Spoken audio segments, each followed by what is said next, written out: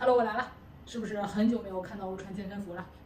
我终于要开始恢复训练了啊！有4个多月、5个多月没练了，尤其是来到惠州的这半个多月，哇塞，那就是天天的吃喝玩乐，有的时候一天有2场，晚上12点的时候还在吃。所以当我今天穿上健身服的时候，那就是大写的4个字：不忍直视。给你们看一下我现在最真实的身材的样子。哇，怎么样？哎，这个肚子，这个腰，是不是相当之厉害？能看到腿不？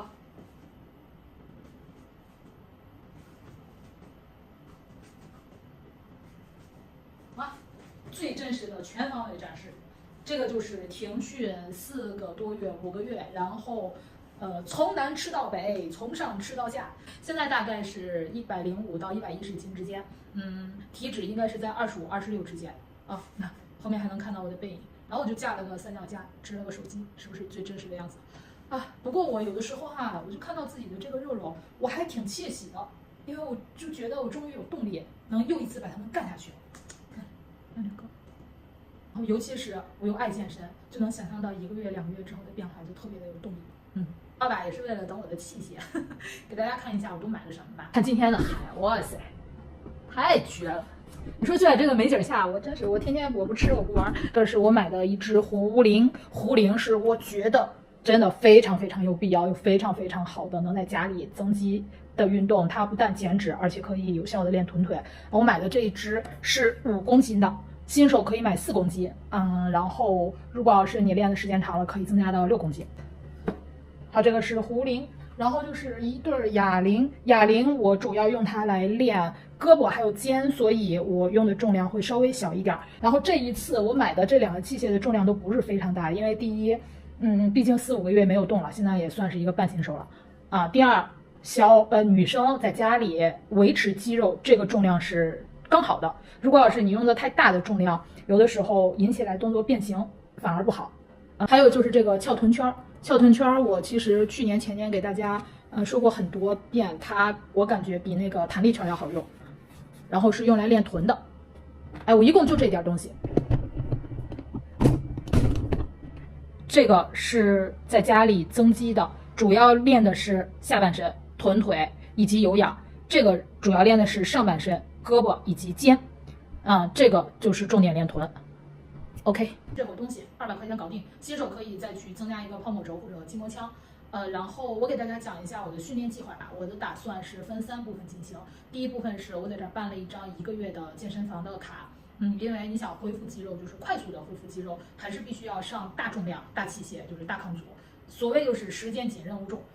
因为我有经验嘛，我知道该怎么样，所以对于我来说1个月都够了。1个月之后在家里就用壶铃、哑铃维持就可以。然后第2部分，我每一天会做一套普拉提，这个普拉提我就不加讲解了，因为普拉提讲究的是一个流畅性，然后一个心流，主要用它来恢复核心以及小肌肉群的控制。然后第3个部分呢，就是我每天会重点的训练一个部位，就比如说今天练腹，明天练臀，后天练腿，然后练胳膊。这个部分我就会带大家跟练，就是以之前那种讲解跟练模式。怎么样？所以这一次呢，你们也可以放心大胆的跟我练起来，因为我也要从新手循序渐进的开始了。一上来肯定不管是体能还是肌肉，是不允许我做强度很大的动作的。就这样。然后我们怎么样？2天之后开始。看看我现在的样子啊，然后你们也可以记录一下，然后再看一下1个月之后的样子。对，我再给大家说一下，因为很多人问我是不是应该先减脂后增肌，其实是可以同时进行的。因为减脂我们减的是外面的这个脂肪增肌我们增加的是里面的肌肉，这个是2种不同的物质减脂80%靠的是饮食，而增肌80%靠的是抗阻运动。饮食给大家讲一下，其实对于饮食来说，我从来不去吃什么减脂餐或者什么这个搭配那个搭配的，就是记住2样。第一个就是量其实什么都能吃，你只要注意量就可以。第2个就是尽量在减脂期间饮食结构单一，比如说今天就中午吃菜，做好了菜晚上和中午吃的一样，然后尽量一天就要吃米饭只吃米饭，不要又吃米饭又吃馒头这样子的就是饮食单一。然后就是多吃慢碳玉米红薯全麦这样子的，快碳放在大肌群训练之后吃。还有啥？还有就是水果尽量少吃，尤其是鲜榨的果汁或者饮料，这个就是咱能不喝就不喝。可以喝茶、喝黑咖啡好，别的就没啥了。对于饮食这一块，我一直不讲究。最后一点就是酒少喝，酒真长胖。那个我在惠州最起码就是这半个月啊，长了3斤，都是因为喝酒喝的。好了，剩下的我想到什么之后再补充吧。就这样，咱们练起来哈。